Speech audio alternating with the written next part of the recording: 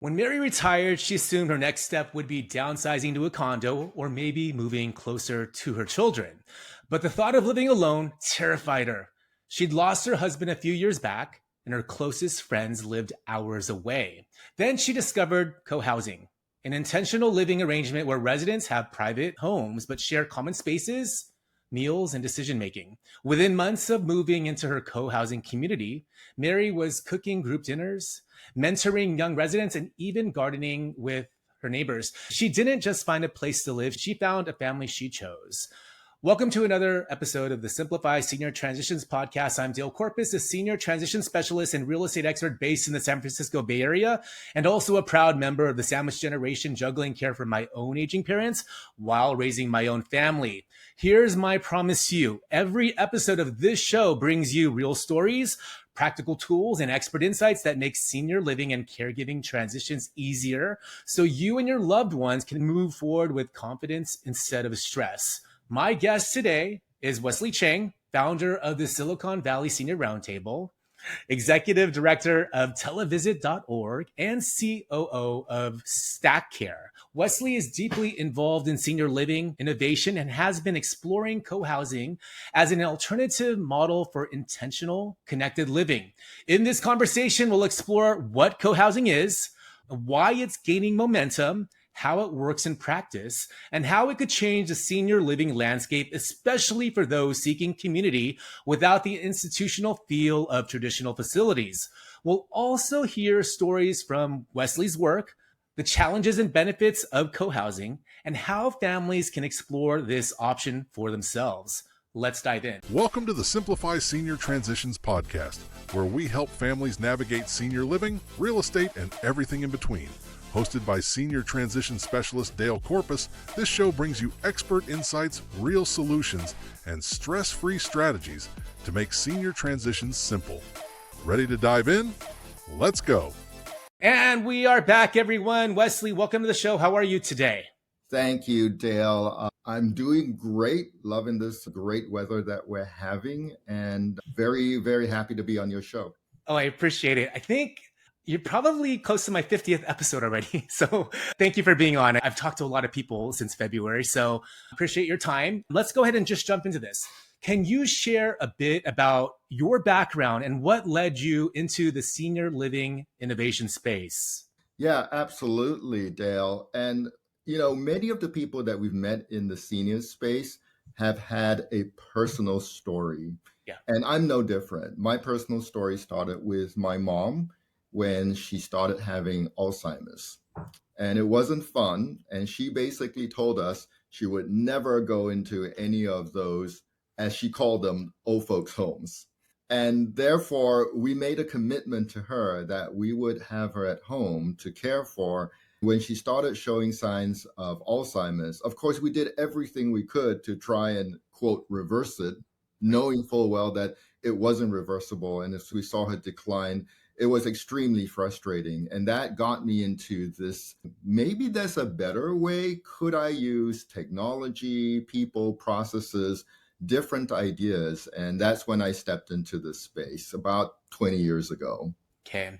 Wow, that's a while now. So how did you first discover co-housing, and what drew you to it as a potential solution for seniors? Yeah.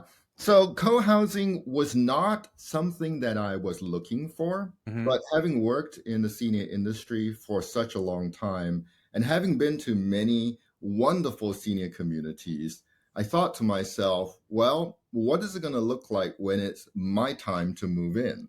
And I said, maybe I can do something a little bit different. Maybe there is a way that we can live together and stay healthier. And I came up with this idea, which I thought was a great idea at the time, of a bunch of people getting together, supporting each other, doing Tai Chi for balance, doing brain exercises, doing hikes, doing farming together as a group. So I shared this idea with a friend of mine, Dr. Bill Thomas, whom many of your listeners will know. He's a very well-known geriatrician who created the Eden movement. And he said, well, Wesley, you haven't invented anything new. It's called co-housing. And I'm like, oh, okay. So I started researching co-housing, and sure enough, it fit exactly what I wanted to do.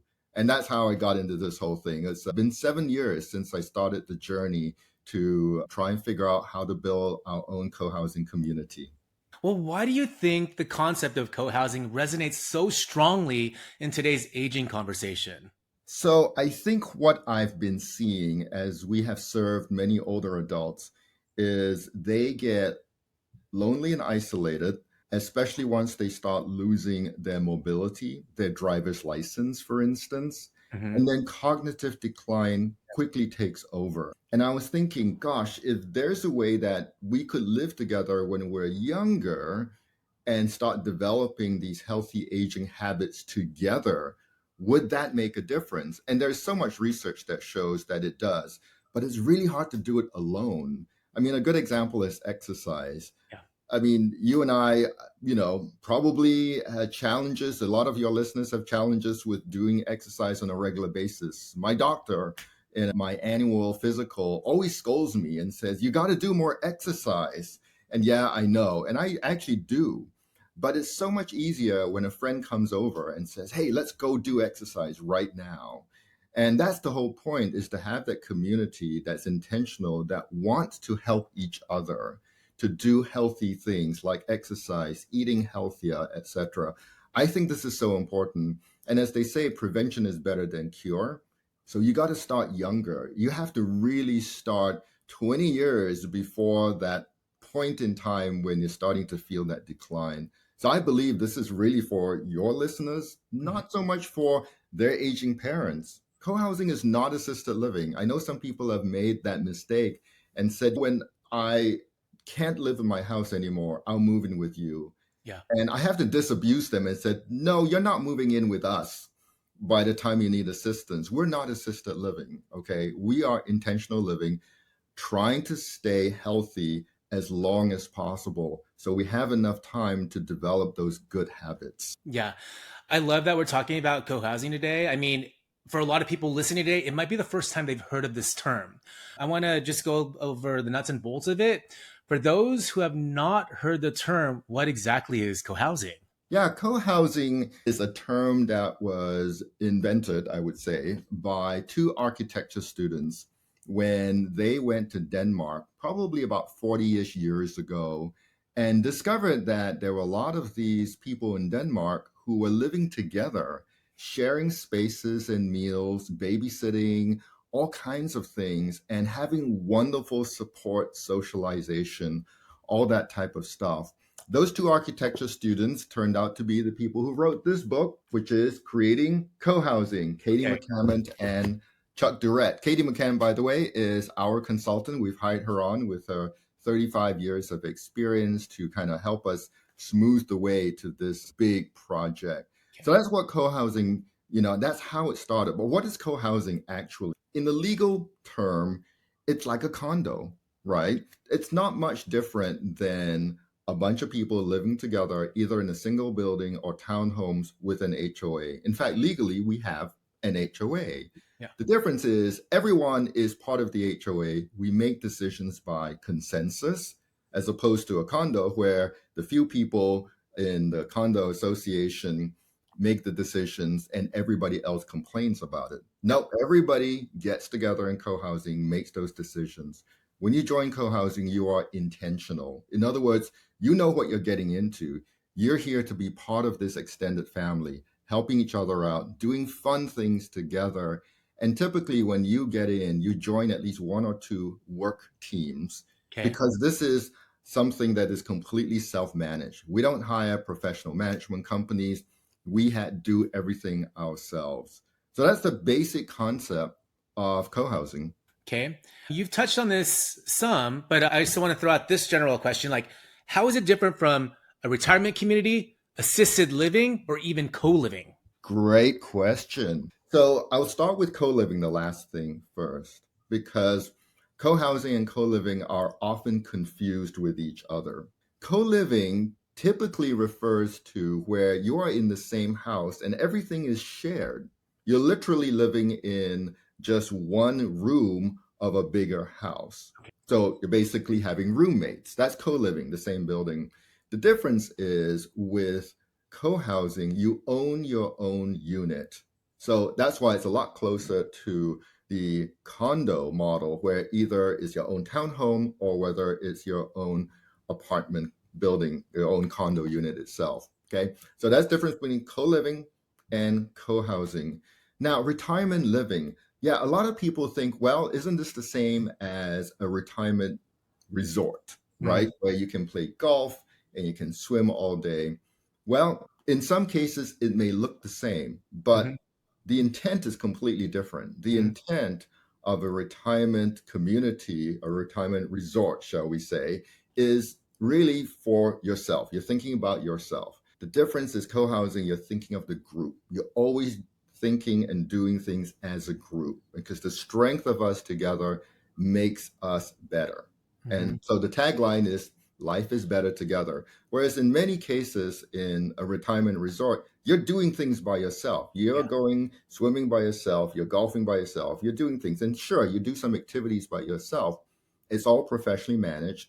And the focus is on self. We actually take the focus off the self and towards other people. And that's the big difference that we have. As I mentioned, assisted living, which is there are angels who work there. Many of you listeners are. And I really appreciate your work that you do there for the people that need that help. What we're trying to do is make sure that we, as we grow older, we have these healthy habits so that we can live in co-housing forever. In fact, in Mountain View Co-housing, which is very close to downtown Mountain View, the founder of the co-housing development project basically said, people here move out horizontally. In other words, they go in and they pass away in there. That is how wonderful it is. It is a true age and place solution because you've got other people watching you, caring for you, being accountable for your health, making sure that you're okay. Yeah. What kinds of people are most drawn to co-housing? It's interesting you asked that question because it's almost the antithesis of the American culture, which says, I need to be independent. You've heard this many times when we talk to many of our clients. I value my independence. The reality is we were never independent. We've always been what's called interdependent. We're dependent on each other. And therefore, what we're truly doing with co-housing is fitting into the model that is actually the reality, is we're interdependent on each other. When you move into co-housing, again, as an intentional community, you intend to be part of a group doing group things together. Now, I told my kids that we were going to develop a co-housing community, and they said, oh my gosh, my parents are going to be hippies. That is not true, although we do have a few people in our group that qualify for that definition. So the hippie definition, which was very popular back in the 60s and early 70s, is where you basically had a co-op and shared everything. You went into a community, you did work together, whether you were weaving baskets or making all kinds of stuff and you were selling and you were living together. Everything was done together. This is not the case with co-housing. You have your privacy.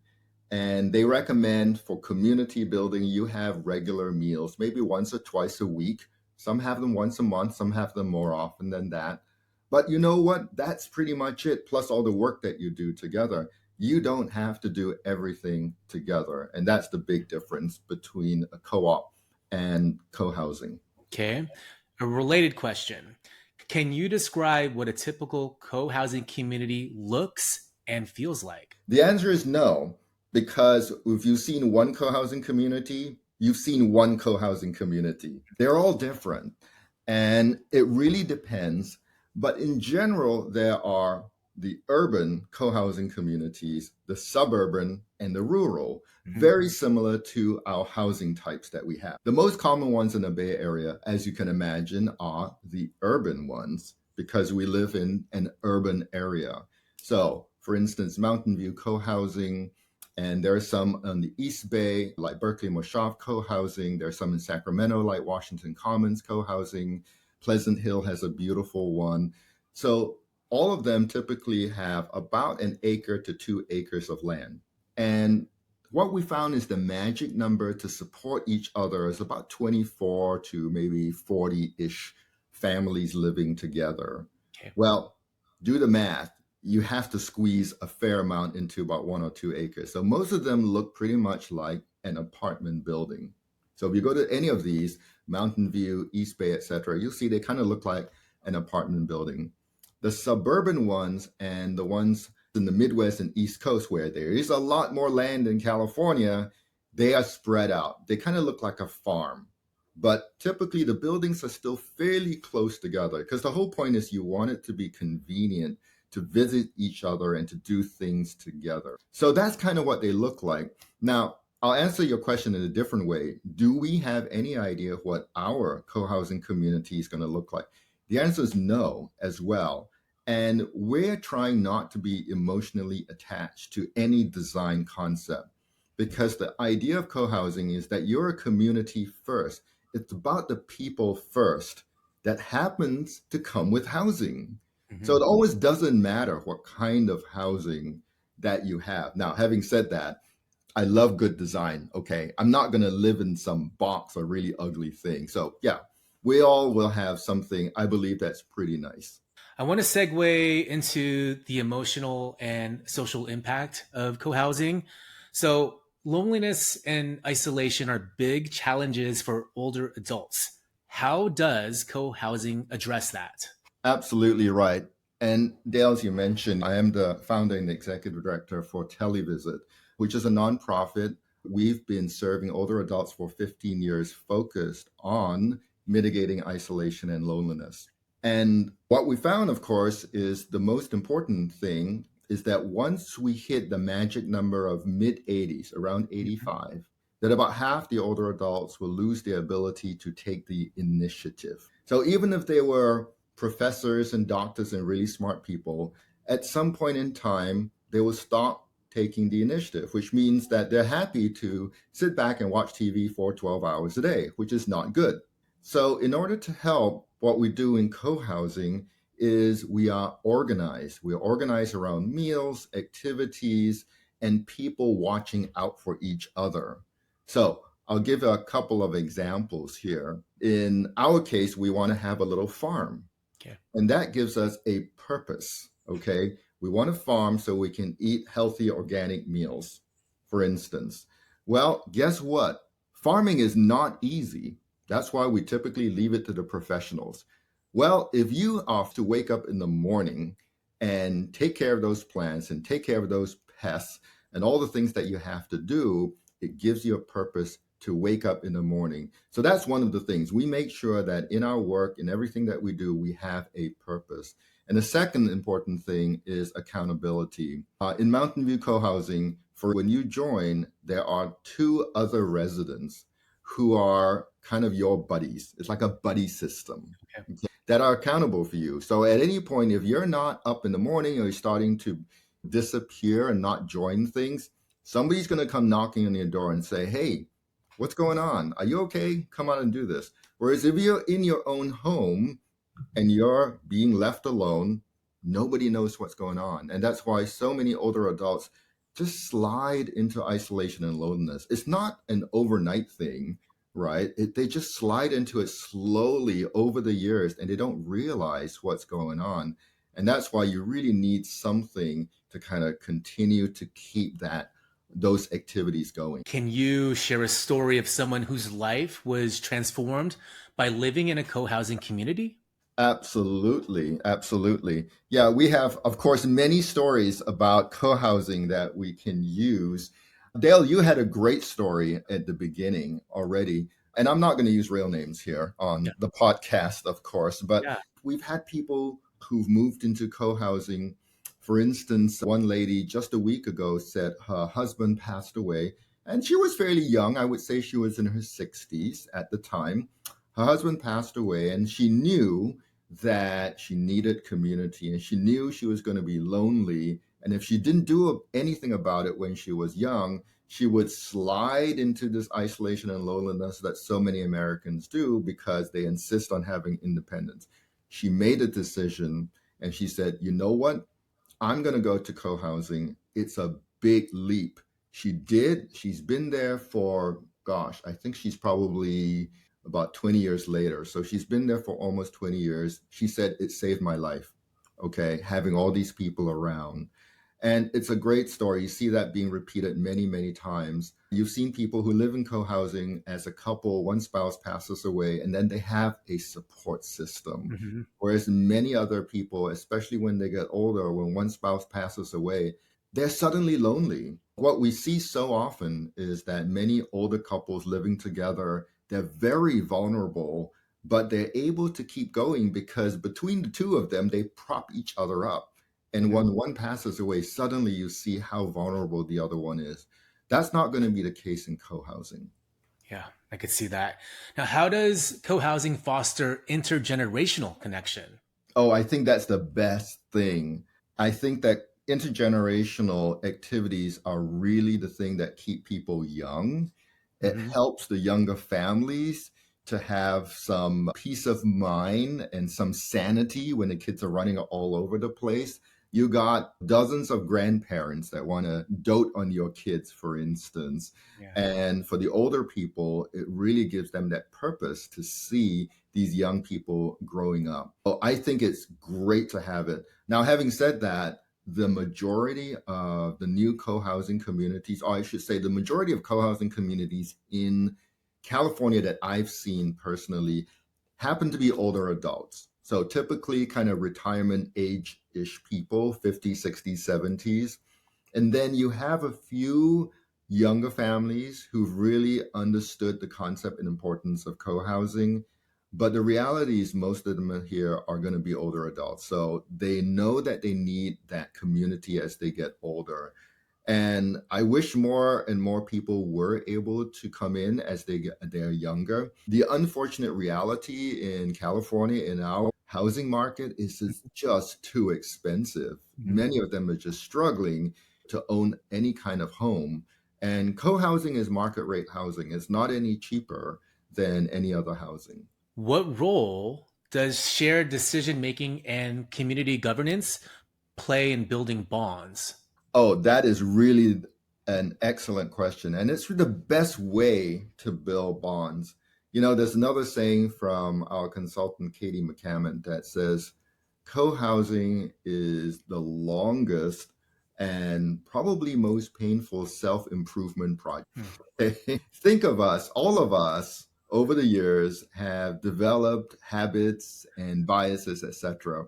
When you're going together, living together, making decisions with people who don't necessarily agree with you, and you need to come up with a consensus decision, you have to work at it.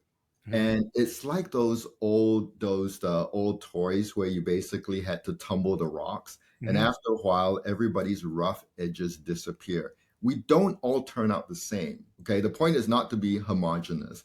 The point is to celebrate our differences and appreciate each other. So yeah, some people who are not used to consensus decision making, they're going to find this a hellish experience. Let's be honest. Okay. Yeah. But reality is not every decision has to be done by consensus. Remember, we have these work teams, right? If somebody is on the gardening team, they can make a suggestion on what types of crops they want to grow so that it's best for everyone. We don't need to have the entire community go in and make a decision on every single thing. It would take forever to do that. It has to be kind of approved and signed off.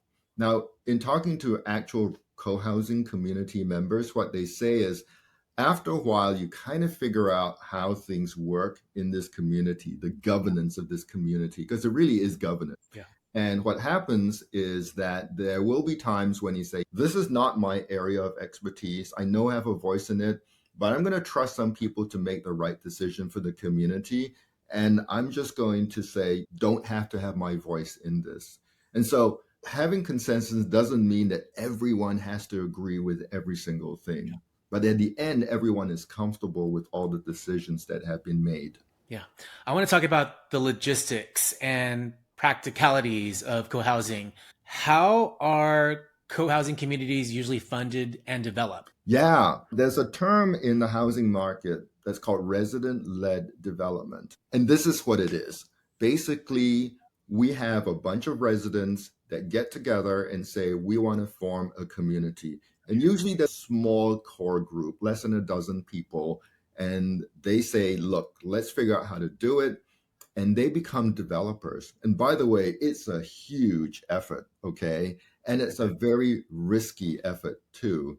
So you have to really go in there and grit your teeth for quite a number of years to get through the planning department from your city or your county, the architect, the civil engineers, everyone that you have to work with. And then you have to constantly recruit people. It's like running a business, a big business. So that's what's going on. Now, for people who think, well, it's kind of fun, let's just get a few families together and live together. It's not like that. You have to be clear-headed about this.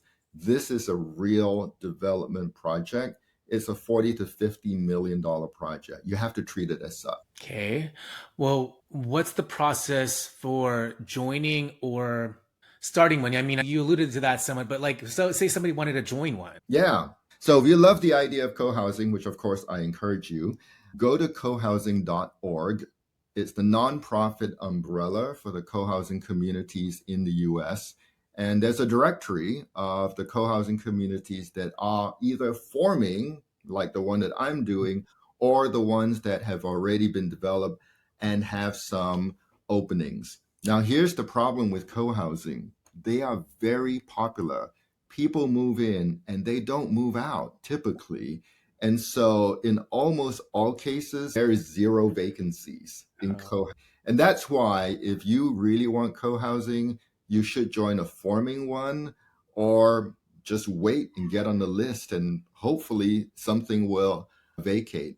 I think when we talk to some of the co-housing communities like Mountain View Co-housing or Walnut Commons Co-housing, they've been around for quite a number of years. You can count the number of openings on the palm of one hand.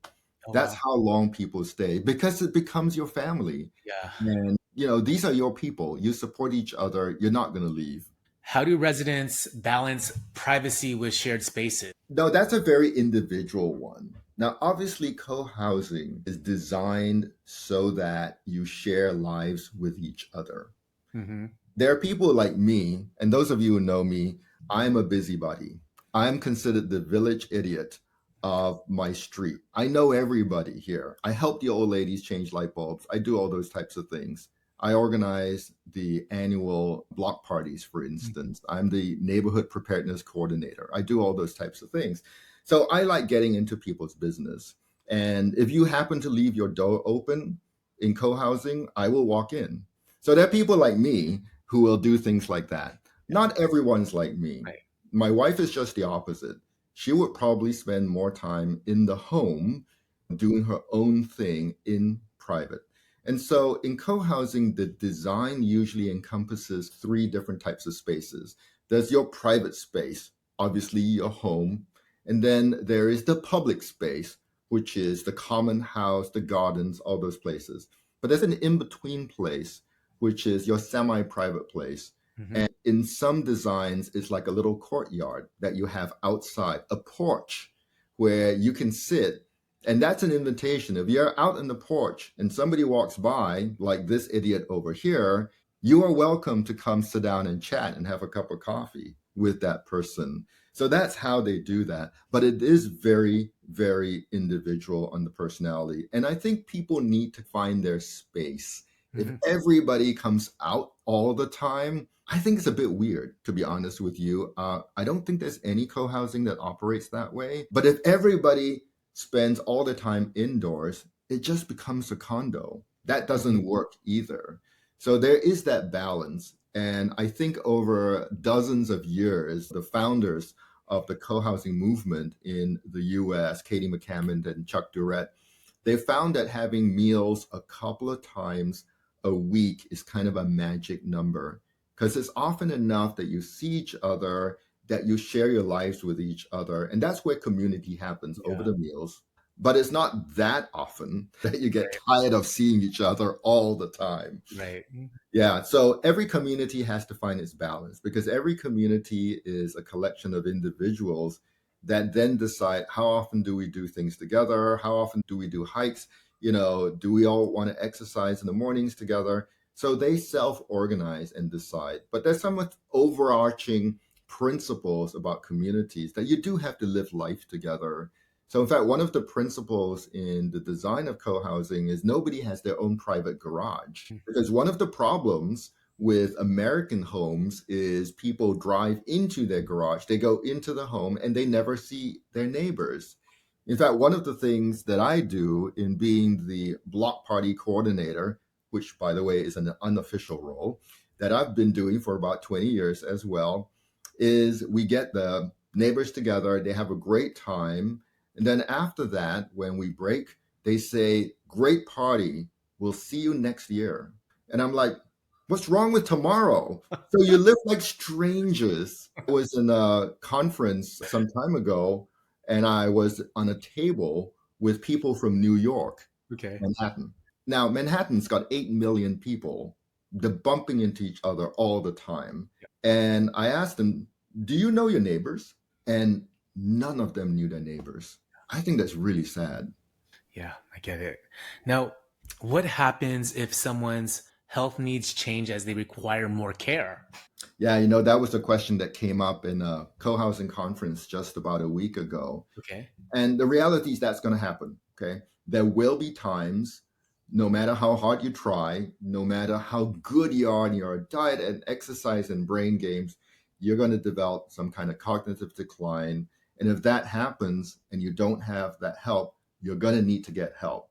So it's going to be very similar to any home where you need to get help privately. Now, the difference with co-housing, and this is what's being done with some co-housing communities, is they have set aside a room, a guest room, that they could hire potentially a caregiver to live there in exchange for helping multiple people. So they self-organize that help so they can get it cheaper, and it's easier for the caregiver because they don't have to drive all over in traffic. They can be in one place and they can help multiple people at the same time.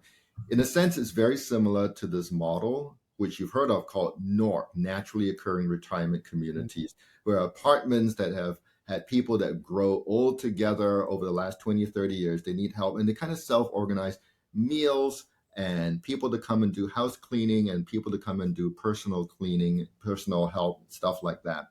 That is going to be very similar. Now, of course, there is a point where you aren't able to live there anymore, whether it's physically or cognitively.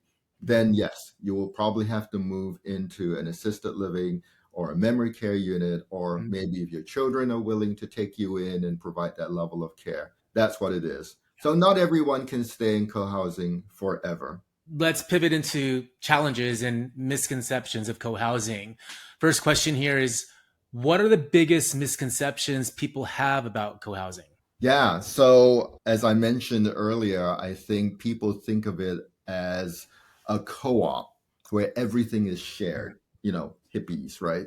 Everyone's a hippie. Yeah, no, not that, not at all. It's more like a private home, it's more like a condo. It's more the intentionality of living together and supporting each other. So that's the number one misconception. The second one, mainly because of the circle that I work with, older adults, is people think it's assisted living. It's not assisted living, okay? You are expected to come in and work. Now, not everyone has the physical ability. You may be younger, you may have some handicap and stuff like that. That's cool. That's the beauty of having a community, so that you can be part of a work group that fits your needs, your abilities, and your interests. I've had people to say, you know what? I love this idea of this organic farm that you're doing. It's just not for me. I'm like, good, that's fine. Then you go do the other things that nobody wants to do, right? That's the key point, is you have to have the mental capacity to be able to participate in these different types of activities as well. So that's a huge misconception, is that, hey, co-housing is a cheaper alternative to assisted living because assisted living is so expensive. No, it's not. Absolutely not. Yeah. Have you seen communities struggle with conflict? And if yes, how is that resolved? Oh, communities suffer with conflict all the time. And that's because we are people. Hmm. And how do I say it? People are problem. Yeah. That's the reality. We are problems, okay? We are not perfect. In co-housing, we admit that going in, we're not perfect, but we intend to work things out. It's your family.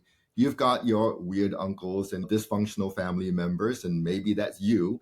Then you got to figure out how to live together and work things out.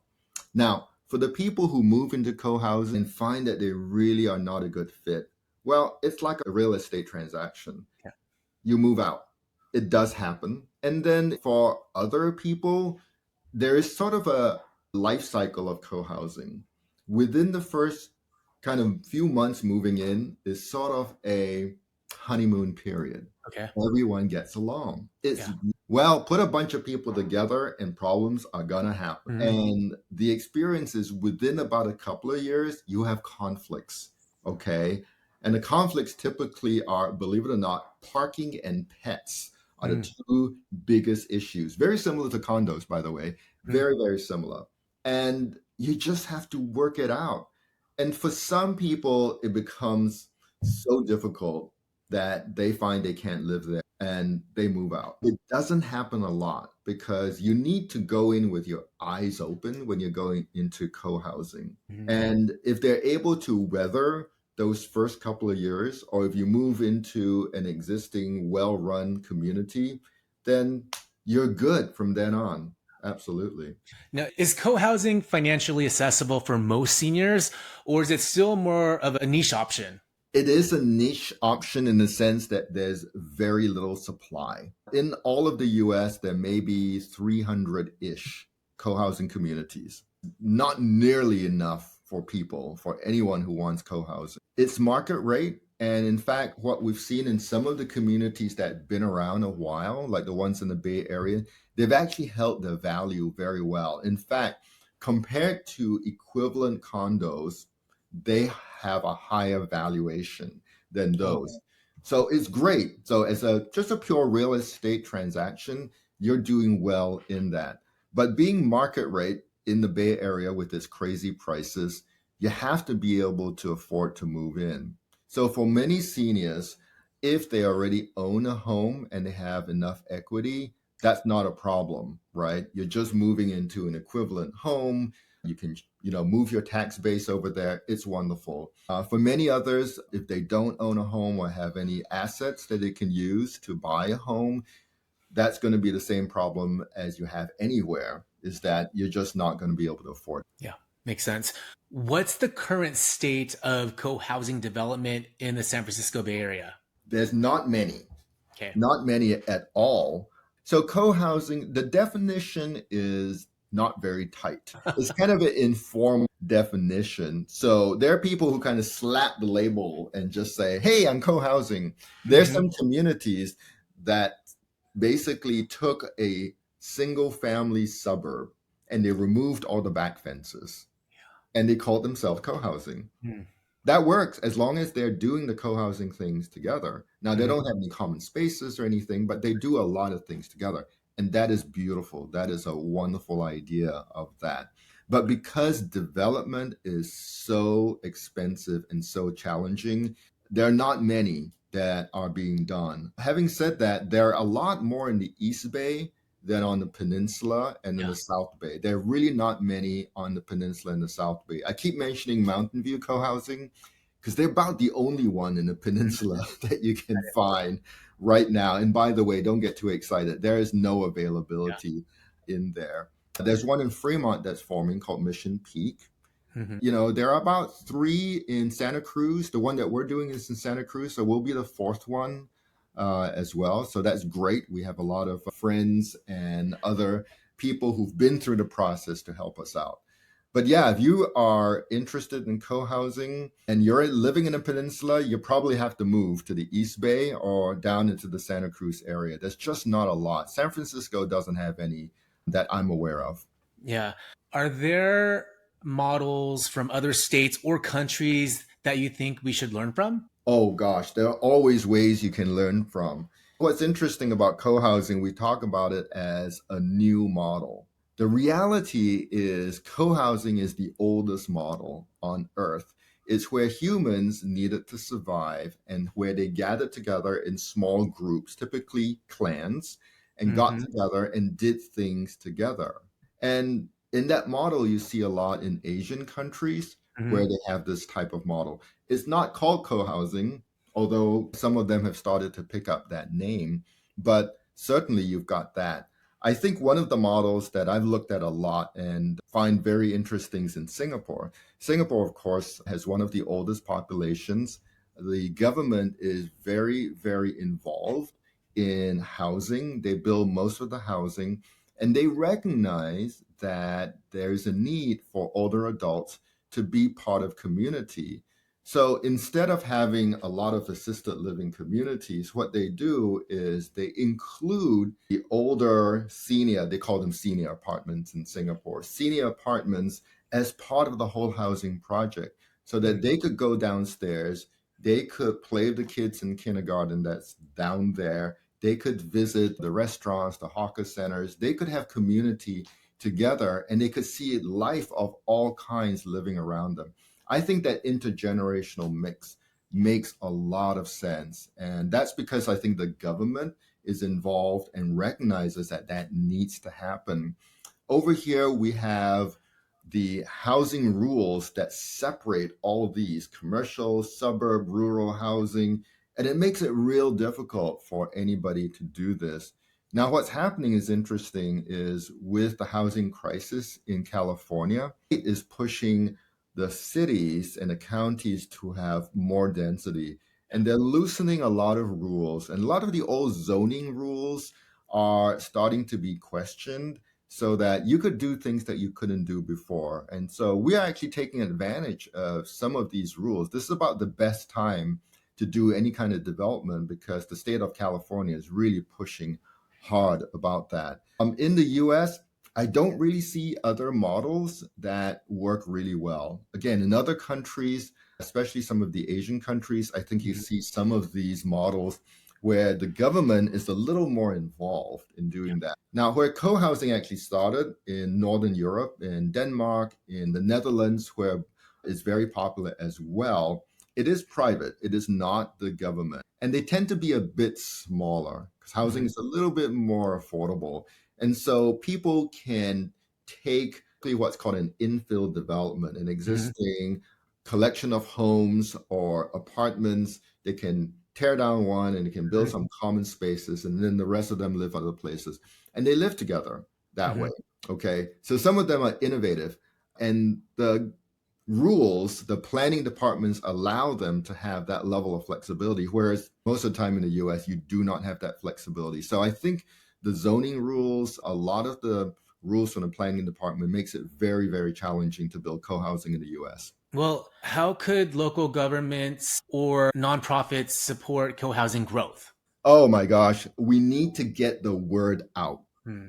and help people understand that co-housing is good for community. You know, government leaders love to talk about community, right? They want to do all these things for communities, but they're not helping in many cases.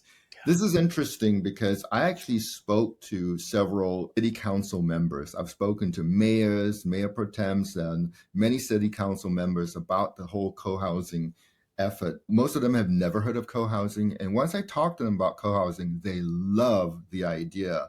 They love it for a couple of reasons. One, it builds community, and they all talk about community. But the second reason is typically because we live together. It's what's called clustered housing. It's way more efficient than a single family sub. And therefore, they can put more people, more density. So, of course, politicians thinking the way they do is like, hey, I can satisfy the state of California's housing element by putting more housing because these people actually want to live together. So for those two reasons, once they hear about co-housing, they're all for it. They absolutely love the idea. And City of Fremont, when Mission Peak Co-housing got their entitlement certificate, which is basically, look, here's the ticket, you can start building it. And they went to a city council meeting. The city council unanimously voted for that and said they loved the idea. So this is starting to happen. It's taken decades, but I think it's starting to happen where people are starting to recognize the importance of co-housing and what it could do to help the community. I tell this story about co-housing and versus other people. Many of you get on Nextdoor. Mm-hmm. Unfortunately, many of you know Nextdoor is pretty toxic. Mm-hmm. And the vast majority, 90% of what goes on in Nextdoor is neighbors complaining about neighbors. Mm-hmm. Okay. With co-housing, we get together to resolve things. And that's really important. We are good neighbors. And almost every co-housing development, the neighbors around them appreciate that these are good people. These people want to work together to help resolve it. So the benefit goes beyond just the co-housing community to the neighborhood as well. Yeah. And politicians love that. Yeah. For a senior or a family curious about co-housing, what's the first step they should take? Well, I think you should watch a bunch of YouTube videos Mm-hmm. on co-housing to really get a good understanding of what it is. And the good news about co-housing is it's a very open movement. You can find videos that tell you all the wonderful things, but they will also tell you all the things about co-housing that you may not like. Okay. And you should watch those and make sure that you like them or not. I highly recommend a video, which is an actual TED Talk Okay. from an architect called Grace Kim. It's probably one of the best done TED Talks on co-housing. You just have to search on YouTube, Grace Kim co-housing, and you'll find it. That's your starting point. Now, once you're interested, the second starting point is go to cohousing.org and go research some of the co-housing places. Go talk to people. There are conferences, not many right now, still fairly early movement. But what I did is I started talking to people in co-housing. I happened to have a friend who had a friend who lived in co-housing. I called that person and said, hey, can you introduce me? Here's the good news. Co-housing people are really wonderful people. They want to help you understand co-housing. They'll be happy to welcome you and share with you what it is to live in co-housing. In many cases, you may even be able to take a tour of co-housing and see how magical it is. And it's not the buildings, trust me, they look like condos. It's when the people get together, that's when the magic happens. Yeah. What's one thing you wish most people understood about the benefits of co-housing? Yeah. In terms of the one thing for co-housing, boy, there's so many things. They're so hard to pick from. Mm-hmm. But for me, the major benefit is what we call community. I know that word's been thrown about too much and unfortunately diluted. But this is the true essence of community, is people working together, living together for the good of each other, as opposed to just looking out for me and myself. I think that's the major benefit. And out of that comes health benefits, psychosocial benefits, mitigating isolation and loneliness, financial benefits, because you're sharing things. Everyone doesn't have to have their own lawnmower. You can share one lawnmower. Everyone can share different tools together. In fact, one of the main things you see many co-housing communities is a room that's a workroom dedicated for tools, and everybody puts their tools there. So you never have to go buy a tool because somebody probably had it and they've donated as part of the common group set of tools. How do you see co-housing fitting into the broader senior living landscape in the next 10 to 15 years? So I think its biggest competitor is probably what they call the retirement living, the senior living, the luxury living, the people who want to buy golf courses and stuff. So typically when you start looking at that is when you're quote unquote retiring, okay? 50s or 60s, whenever you start retiring and you cash out from your house and you move into one of those places. I've had friends who moved in that. They've had a great time. But honestly, I think they've all moved. They don't stay in there for very long, right? We have some great ones around here. Not too many here just because of the cost of living. Florida has so many giant ones. I think that's kind of the closest because we really want people to spend 20-ish years in community. Whereas if you talk about assisted living, you're talking about the last 3 to 5 years of your life, typically in there. you really need to spend more time to kind of build those relationships, support each other in community. So we really want to target this for people to move in either younger, could be when you're as young as having new families or even not having a family yet, to all the way to kind of what we call retirement-ish age. That's kind of the spectrum. So in the spectrum of what we call senior living, it's like just in the beginning part of it. But once people move in, they don't move out. So it kind of stretches all the way till assisted living, where you can bring in some of your own services. So think of it like a hybrid model. It's almost, not exactly, but almost like a do-it-yourself assisted living, if I can say that, where you bring in the services that you need, you share the services, so it's a little more cost effective. Everything is self-managed. Yeah. Here's one of my last questions. What's next for you in your co-housing work or projects? So we just started. And even though I spent 7 years on this, it takes forever to get going. It took us a while to get the land. And we got the land, believe it or not, just a few weeks ago. So this has been very recent news. It takes a long, long time to find the appropriate land that you can build co-housing on. And so we've got some beautiful land in Santa Cruz. It's just a couple of miles away from the beaches, from downtown. And yet, it's far enough that you have your own quiet if you want. It's got some ocean views. Not that that's important, to be honest with you. Again, it's mostly about the community. But this one just landed on our lap from a guy that said, hey, I want someone to build co-housing here. It's like you won the lottery when somebody says that to you. And so we felt like we won the lottery. And we're starting to build that. We're starting to do what's called the feasibility studies right now to find out what we can actually build on it, what the rules are with regards to what we can build on it, how many units we can build on it, is it financially feasible? So we are still in that early feasibility phase. And if you think about developing co-housing as 3 phases, the first phase is feasibility. The next phase is the kind of design construction phase. And then the last phase is kind of the, being a moving in phase. And so we're still very early in that journey. I think it's at least a 5-year journey. So you need a lot of patience, but I highly encourage anyone who's interested, come talk to me. I'd love to talk to you about it. And lastly, as we come to a close, any final remarks, and how can people connect with you or learn more about co-housing opportunities? Absolutely. At the risk of being inundated with emails, which I don't mind, by the way, feel free to go to coastsidecohousing.com. That's our website name, Coastside Co-housing. There is a contact me form there. Just pop in your name, and we have a team that will get back to you. It may not be me, mainly because, as you know, I've got many hats. I may not be able to get back to you, but there'll be a team of people who will get back to you. If our co-housing is not right for you, we're happy to share with you other resources on other types of co-housing. But really, the first thing is do your own research. Watch the YouTube video that I talked about. Go to the website, cohousing.org. Read up a lot of things about co-housing, and then decide if this is something that's interesting for you. If it is, let me know. You are welcome to go contact the other co-housing communities that you may find and you're interested in, and ask them if they're willing to open a tour for you.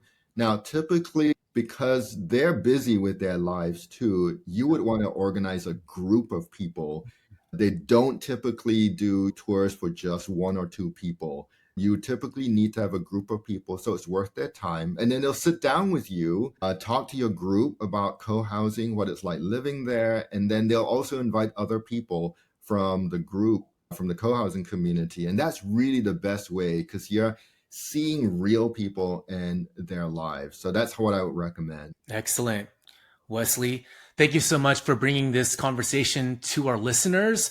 Co-housing is such a fresh, hopeful concept, one that's all about connection, choice, and creating a home where people truly belong.